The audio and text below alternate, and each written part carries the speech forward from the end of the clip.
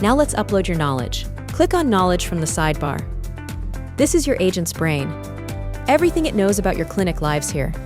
Pricing, hours, services, policies, FAQs, all of it. You've got 4 ways to feed it: websites, documents, extracted policies, and FAQs. Let's go through each.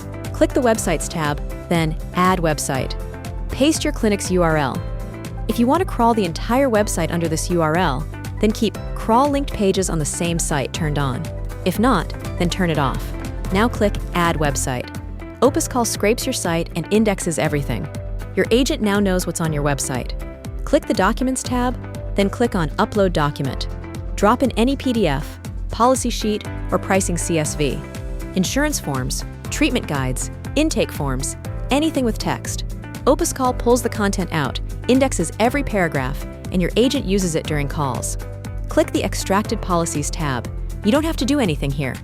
Once you've added a website or document, OpusCall automatically pulls out concrete facts, cancellation policies, refund rules, appointment timing, anything that's a clear rule.